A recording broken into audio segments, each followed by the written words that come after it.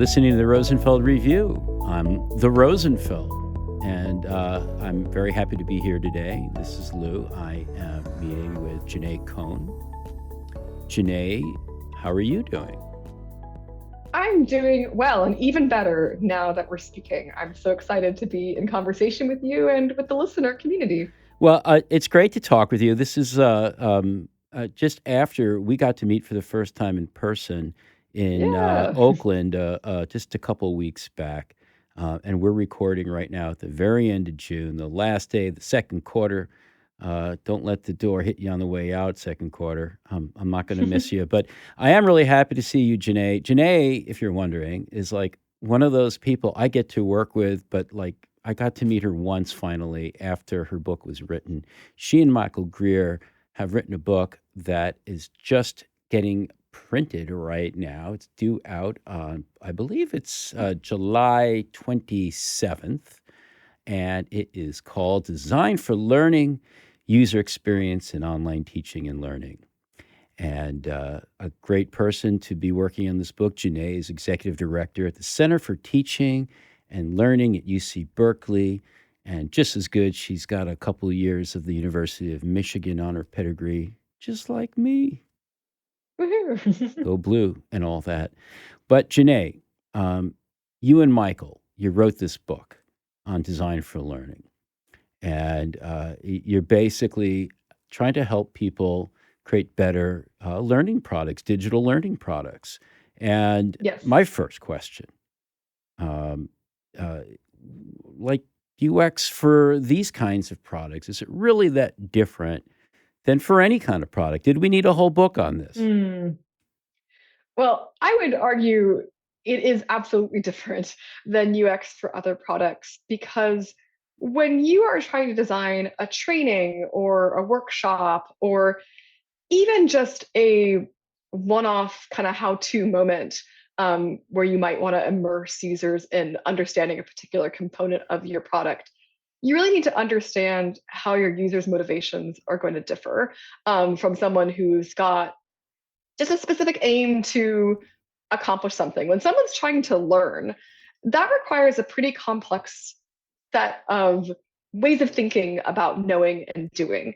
When you're trying to learn, it's a pretty vulnerable and scary thing to do. You have to understand both that you are trying to engage with the product and use it, but you're also trying to understand what are my options with this product? What are different ways that I can grow my skills or develop my understanding with this experience? And I'm speaking broadly here because I also think that when it comes to learning design in particular, we have to recognize that all different kinds of users are going to have different motivations to learn as well. Learning is really, really hard to do. And I think it's easy for us to take that for granted in a lot of like technical communication or user experience contexts. We might think of learning as being very transactional as well. I think in a lot of contexts, it's about, okay, you've watched the video or you've read the article. Congratulations, you've learned is a lot of the working assumption. But the reality is just like reading an article or watching a video, that's not really learning. That's just consuming information. So I think we need to have a book like this to articulate what it means to help someone really be a learner. What's the science behind learning? And that's of course where me and my co-author Michael's expertise comes into play. We're both educators by training. And we found a lot of resonance in our own research of reading about UX theories and practices to help explain and help people who are designing learning products and experiences really better appreciate the complicated set of needs that learners really have. So this book is really intended, I think, to help people both design more purposeful learning experiences, as well as better understand and appreciate the complex array of needs that learners as a unique type of user really have.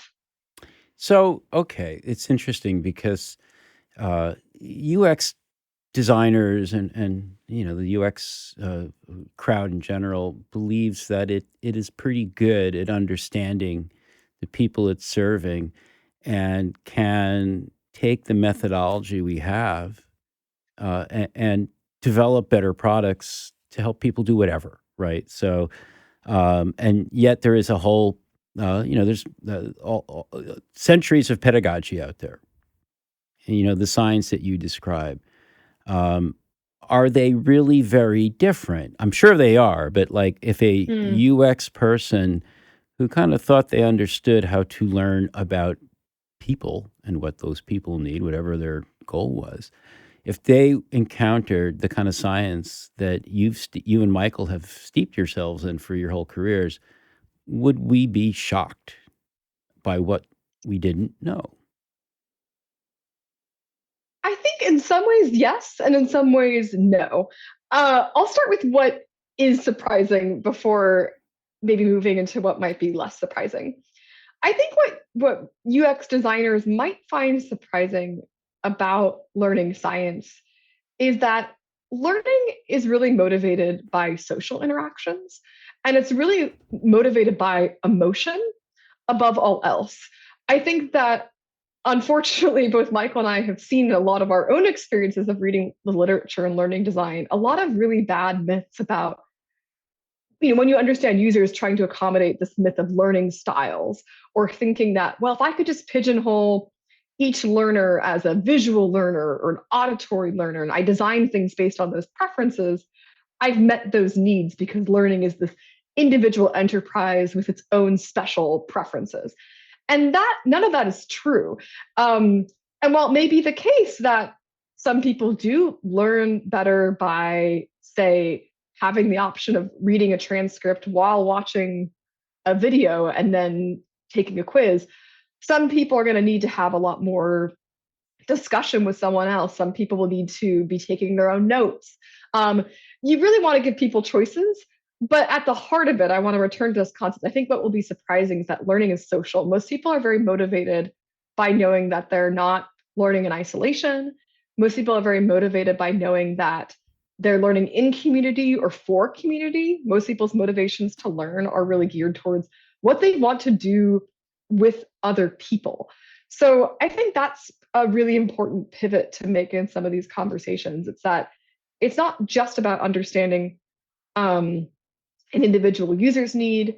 It's not even just about understanding needs in aggregate from something like a focus group or doing user research, but it really is about um, understanding what drives people to learn in the first place and then Hmm. really trying to capitalize upon those motivations. And that's where I think it's maybe less surprising to user researchers, especially, is they do a lot of methods and approaches that are really about understanding and designing based on empathizing with users, iterating upon what they learn about them when they develop that empathy. That methodology is really similar, but I think it just again needs to be contextualized in a moment that recognizes that again learning can't happen in decontextualized or isolated ways. We always have to be aligning it with remembering that it really is it's an iterative process learning too, and I recognize design is also an iterative process, so in that way it also dovetails. But I guess my point, I think the way we see a lot of learning design products made, it assumes these very discrete, isolated experiences that are based on kind of superficial measurements or understanding of what learning is, that doesn't account for like the very complex net of socio-cultural influences that really make learning possible. I don't know if that fully answers your question, Oh, does it it? absolutely does. But I want to flip it Okay. around now. And Yeah. if I was an instructional designer, what might I learn from the UX designer that might be surprising to me? Yeah. So I think that a learning designer would be very surprised to learn about, I think, just the rigorous ways of understanding how environments are built. And I think that UX designers think a lot more critically than a lot of learning designers do about um, thinking through the online space as a full ecosystem of experiences. I think learning designers can kind of get hung up on individual artifacts like making the perfect video or making the perfect quiz. And these are parts of that ecosystem, but I think a UX designer to me thinks more holistically about moving between these different artifacts and thinking about building a full immersive kind of experience on the web. And that was one reason that Michael and I really wanted to bridge these conversations, is we really felt like learning and instructional designers could really benefit from thinking more holistically about, okay, how is someone going to have a seamless experience moving from one learning artifact or one module to the other?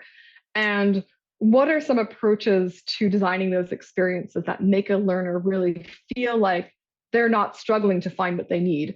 It's not that it isn't important to make a great video or to make a great quiz or to make great discussion prompts or design a really good webinar. And our book talks about what goes into designing all these components actually bit by bit. But we thought it really important to weave them all together and give you this foundational knowledge to kind of mimic what we felt very inspired by in our reading of UX design, which again is really thinking about not just how do you think about each one off artifact, but how are you creating a really cohesive, full embodied experience that's on the web. Because I think what UX designers are also really good at doing is recognizing what the web is capable of and what it isn't.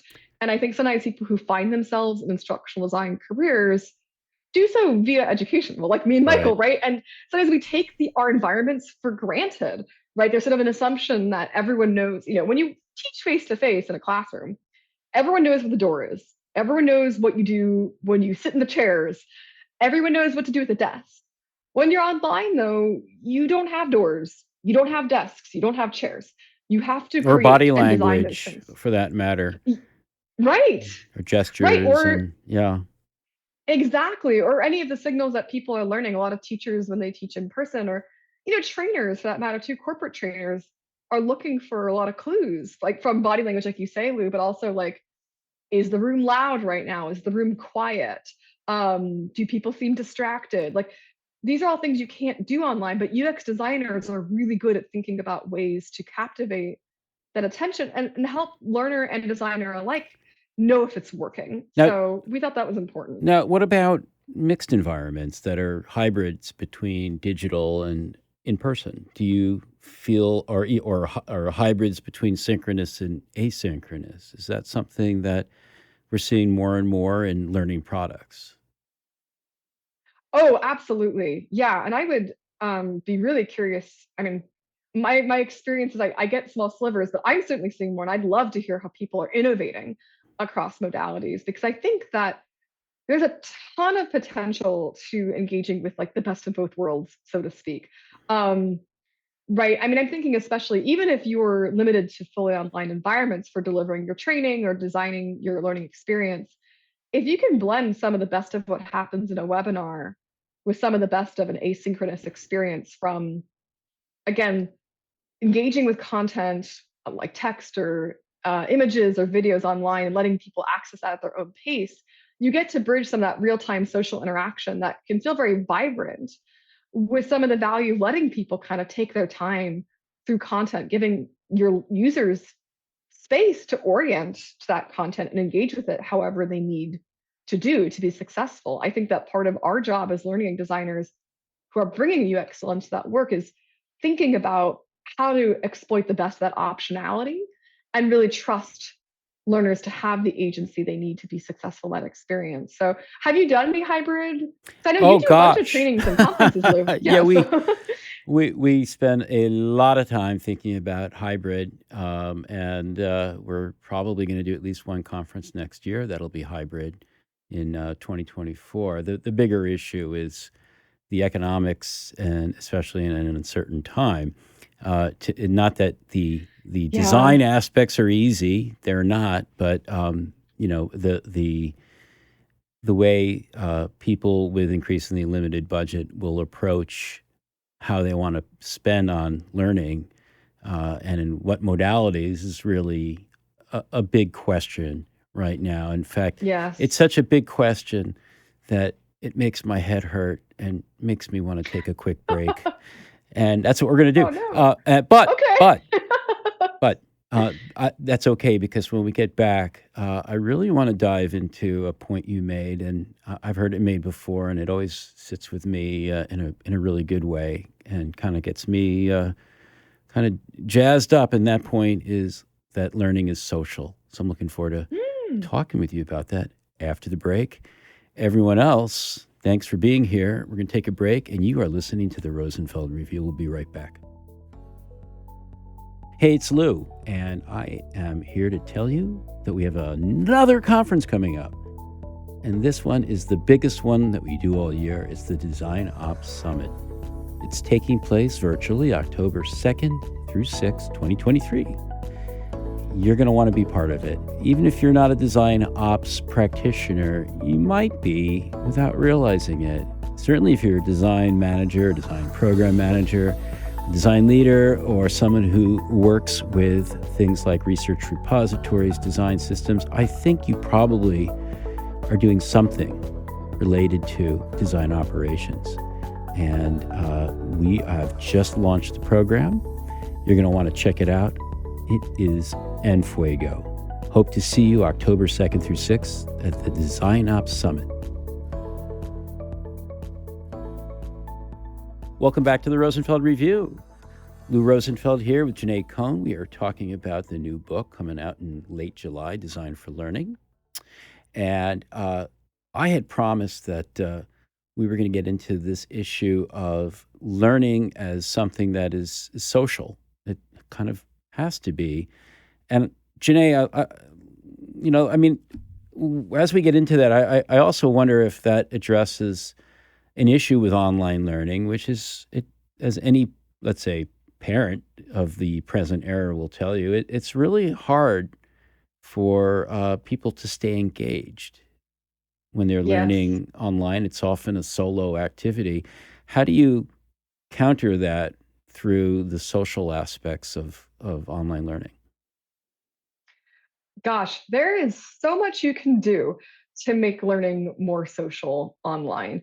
And I will, just to plug part of the book here, say that we have a whole chapter that have a bunch of different strategies. And I'll just give a preview of what some of those look like right now. But I do encourage you, it's chapter 9. That's really our chapter where we do a deep dive into how you can build social experiences into your online training or course, regardless of whether you've got people there in real time or not. So I think one really great way you can make learning feel more social engaged is by actually asking learners to participate with kind of temperature checks throughout the course experience. And this could be a quick poll. And again, people could take this asynchronously or synchronously just to see the results of how other people are feeling about what's going on in the course. This could be, you could ask questions as simple as like, how well do you feel like you're understanding the content so far? Is it good? Is it bad? Is it like so? Even that limited check-in where other people can see where they are can start to feel like, oh, there are other humans who are here trying to learn this along with me. I'm not doing this alone. Um, I really like activities too where people can comment on shared artifacts together. That's not too unwieldy for the learning experience they're designing, but if people can leave marginalia into text and do shared annotation, there's a lot of cool tools to do that with these days. And it's a low lift for you as a designer and has a really high impact for learners. Um, I even think that the discussion forum gets a bad rap, and it does feel like a little bit of like an early 2000s like fever dream of But so does Reddit, engagement. and it's doing Right, just and it's fine. still successful, right? I think really, discussions fail when you have bad prompts. So it becomes a matter of like, if you can create a prompt that really targets a conversation. And that might mean assigning people certain roles in the discussion, right? Saying, let's unpack our perspectives on a particular issue we're trying to unpack. Okay, everyone with last names A through G, try taking on this role. Everyone with last names H through M, try taking on a different role. Things like that that kind of force people to play and talk to each other can be really powerful. And there's really great discussions of, or excuse me, really great examples, I would say, of like user generated discussions in a lot of corporate settings. Salesforce has some really great examples of this in their own sort of user communities, of having really good asynchronous discussion to build community when people are learning how to use their products. Um, Meta has some really good examples in its own internal development learner communities. So never underestimate the power of a good prompt to get people talking. There's a whole other set of engagement strategies you can do in webinars, which we also talk about in the book in its very own chapter. Oh no, I'm forgetting which chapter it is. I think we do that in chapter 6 or 7. I could look at, but you'll find it when you pick up the book. I should know that off the top of my Oh, head, but no, I you don't. shouldn't. I'll look for it while you're keep going, keep going. That's I got the table embarrassing. of contents handy. Woohoo. Right, because that's another way to build sociability. Some webinars feel extremely isolating. I just want to say that a webinar will not necessarily make your learning experience feel social. Even if you've got everyone on a call, how many webinars have you been in, Lou, where you are like not tuned in at all because someone's just droning on and like you feel like you might as well just be like on your own Oh, listening pretty to much all someone of blab them. on. Right, they're terrible. I feel like I'm just so done with webinars where I feel like I'm not actually interacting with people. So we really thought it was important to have a whole chapter on like, yeah, even if your course is in real time, just because you're there together doesn't mean it's actually social. So make your webinar social. Well, also, it's like, how do you define social? Oh, by the way, webinars, chapter 8. Thank But you. the social aspects, it's not just groups, but I think it's the nature of how someone teaching is like it's how they develop the voice and tone of their interaction. So let me give you an Yeah. example. So we do all these conferences, and for the last 3 years they've been all virtual. And one of the things that I think has been really difficult for speakers is to take the mode, and they're teaching, right? So that, but Yeah. they're they were used to the mode of standing in front of an audience and seeing a lot of faces and getting energy back from them, and but taking that sort of industrial era approach to one to many instruction, Mhm. one to many Mhm. teaching, and then they're suddenly facing a picture of themselves in Zoom in the virtualization Yeah. era, and it's like it's a splash of cold water, or was for many people. And one way we got them over Yeah. that is we used to say, you're not don't think about communicating to a group of people, especially because you can't see them typically. Think about communicating to one person Mhm. and make it more of a one-to-one style of engagement. It's still social, but it's like peer to peer rather than teacher to underlings. And we even Absolutely. went as far as to say, hey, when you're giving your talk, take a photo of someone you care about, someone who makes you feel good, or a partner or friend, and put it next to your monitor and pretend you're speaking to them. And get this, Jenae, I had people, I still do, who speak at our conferences who say, I have a better approach that I use. I actually get my favorite person, the person who makes me feel comfortable, and I put them on FaceTime and I mute them and I put the phone right by the monitor and I see them as I'm speaking and they're giving me, thumbs up or telling me to Oh, hurry up or whatever it is, without the sound on, that's of so course. nice. And so there's like a certain, I think it's important to delve into the definition of social when it comes to Mm. online learning. It's not just big groups, right? It's not quantity, it's quality.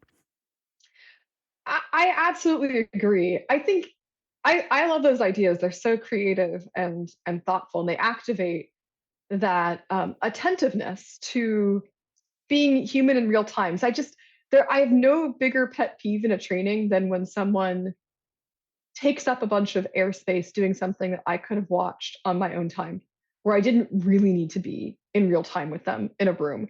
And that's like always the advice I give is like, what can you uniquely do with people in real time? Because you are demanding their respect in that moment. You are taking up a lot of resources by asking them to be in that space with you. Time is precious. So how are you going to make it the best possible time for them so that when people leave, they go, wow, I'm really glad I was there in real time to experience that moment instead of saying, oh, I could just watch that as a recording later. And Well, our chapter has a lot of tips on that.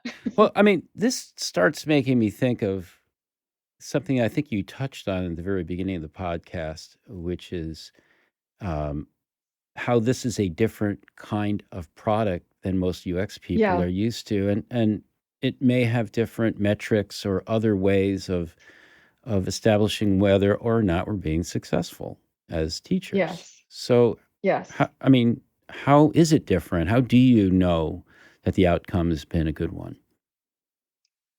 Right. So I think to answer that question, I'm going to take one step back and kind of quickly describe our learning design framework. Hmm. So I want to start there because I recommend that anyone trying to know if their experience is working to do that based on some of the goals that they're identifying at the beginning of their design process, right? That I mentioned this process is iterative. And by that I mean, when you want to know that your experience is successful, you have to go all the way back to why you decided to Hmm. create this learning experience in the first place, right? So when you are just starting to create a learning experience, whether you're planning a webinar or a full course or just a kind of one off training, right? You want to think, of course, first about who are your learners. You have to learn about who your audience is, who your primary audience is. And then you really want to identify the problem that your course is going to solve for them, right? Why are they coming into your course in the first place? Or why are they taking your training? Or why are they coming to your webinar? Like everyone who's going there has a problem they want to solve. It's not just that they want to learn piece of content X, right? That's the mistake a lot of people make is they think, well, they want to learn about blockchain or whatever.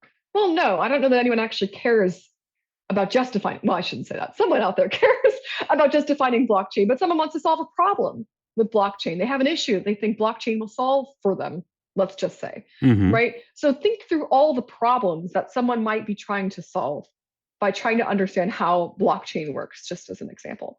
I love that I'm using an example, by the way, that I know like almost nothing about. So anyone listening to actually knows things about blockchain can probably come up with great examples of problems.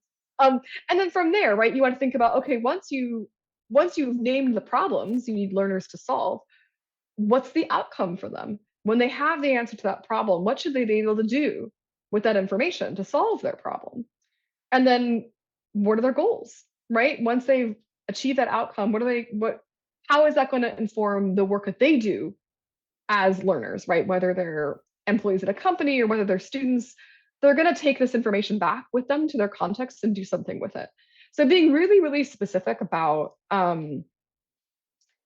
what their problems are, what the end point of the learning experience is, and what the goals are can then help you build that map. And then when it comes down to then saying, okay, did this work or did it not work? You can return to those goals and say, okay, how did I see through the engagement in the webinars? How did I see through the completion of activities on the course I designed or the training I completed? What kinds of completion metrics might tell me whether people achieve these goals? Um, you could get even more creative than just completion metrics, however. You could, of course, design survey questions that pointedly ask people how well they achieved the goals that you identified right up front. Surveys, of course, are subjective and Hmm. not everyone takes them. Response rates are kind of low often enough. So I wouldn't lean on that as your sole assessment instrument, but it is important to think about in your portfolio of assessment options.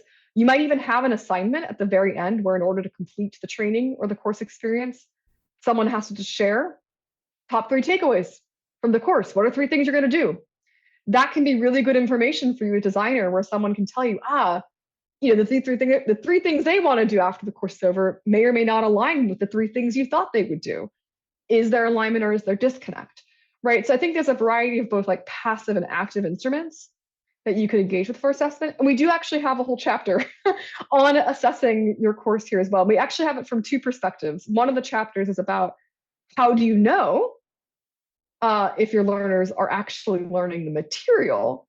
And then how do you know if your course worked? Right? These are 2 different things that are part of the assessment framework. You need to know along the way, are your learners getting the feedback they need to be successful? Or are they running amok or feeling adrift? That's one piece. Um, that's chapter 10. And in chapter 11, the second piece is for you as the designer to kind of look at everything holistically, think about your design framework, do that final alignment, and say, yeah, did this course work at all? Or do I need to revise this really substantially the next time I offer it or someone else offers it? Well, of course, maybe another part of what someone who is a designer who's moving into the space needs to learn and understand is maybe to be a bit kind to themselves and a bit patient with themselves because there are certainly these types of outcomes that can be measured, certainly established up front, but ultimately a lot of learning is about changing the learner as a person. So even if Hmm. you're learning blockchain, you're changing, and it may not be Yes. apparent for some time. It could be years. Or let's say, Hmm. forget blockchain, just like you're learning to be a better leader. It's not, Love that. it's long after someone has interacted with the product that's necessarily going to be discernible. And that seems like that would be a very daunting challenge to someone who is moving into from maybe more conventional types of products and services that UX people might normally work with to designing for learning. So, do you have advice Hmm. for the designer who's moving into this space to help them cope with that type of challenge and maybe and then some? Yeah, well, I think your first piece of advice, to be kind, is always a good starting place. That when you're transitioning to a job, you're a learner too. You're going to have a really acute sense of what it's like to learn because you're transitioning, you're learning all along the way about how to be a learner. So I actually think that folks who are transitioning into this space are some of the best people to design learning experiences because they will be embodying the practice Hmm. as they go. So that's kind of my fluffy advice, I guess, to start. That was a fluffy question, so Well, you're doing great. it's a powerful question because I do think it is really challenging to move from helping people with really discrete and measurable activities to something like learning that is really tough to measure. So, I guess the other thing I would encourage learning designers to think about is to create lots of checkpoints and opportunities throughout the experience to change course. Now, you have to have the privilege to either be designing an experience where you are working with people in real time and can take their feedback along the way to iterate. But like if you do have that privilege and you can, create lots of checkpoints to get feedback so that you can change. Know that nothing is really set in stone. I think that's reassuring that there's a lot of room to make mistakes Hmm. and to hear from your users if something isn't working. And then I will say too, if you are designing the kind of experience that is sort of static, where you're going to build a training module and it's going to get sold to a customer or a client and that's that. um, you might just think about getting feedback along the way from your colleagues before your due date, right? So even if the course itself doesn't naturally lend itself to getting feedback from the users, Hmm. create little checkpoints in your own planning process where you show it to your partner, you show it to a friend, you show it to a loved one, a trusted colleague, and really just, again, the more feedback we get along the way, humanity needs to be infused into learning experiences. I really think that a lot of our learning has lost its humanity because we're so focused on just getting the boxes checked and dragging people through these boring experiences. I So love let's that. Oh, check let's. in. Oh, that's fantastic, and that's actually. Oh, we could go a lot further with that, but we are at a point where we do need to wrap up, and we still need to get the gift you brought to our listeners before we do so. Right. What did you bring us? Well, I think a community that this audience might really like is a great online community called the UX of Educational Technology community. Alicia Kwan is the founder of that community. And she's done a really great job of bridging all these conversations and thinking about how educational technology products and their design can really benefit from the experiences and insights of people in the UX field. So I just think if people are drawn to this particular set of conversations, they will probably be drawn to the conversations happening in that community too. So that's a space I would encourage anyone who likes this book or this work to check out. Um, yeah, I mean, Fantastic. I wanted to like mention something else, but I'm going to catch myself and say, let's start with one. There's a whole ecosystem of communities that are eager to engage, but I think that's a good starting That point. sounds like a great one, and we'll make sure we have the link in the show notes. And Janae, just fantastic. Thank you, and thanks to Michael Greer for doing this fantastic contribution to the literature designed for learning, user experience, and online teaching and learning, coming out late July by Rosenfeld Media. We are so happy to be associated with this book and being helping you all get the message out there. Thanks for joining me today. Thanks for having me, and thanks for supporting Michael and our work. We're just so thrilled to have it in the world, and we hope people really benefit from it. Awesome. Hey, it's Lou. Thank you for listening to the latest Rosenfeld Review podcast. I really appreciate it. I would love to hear from you. And if you want to pop me an email, lou@rosenfeldmedia.com, tell me what you thought.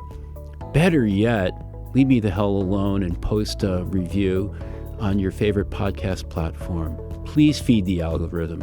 It really does make a difference. We want to get the word out. If you like the word, give us a hand. And while I'm asking you for favors, don't forget, buy books. Support your favorite local independent publisher. We happen to be one, rosenfeldmedia.com. All those great UX books are there. So, thanks again.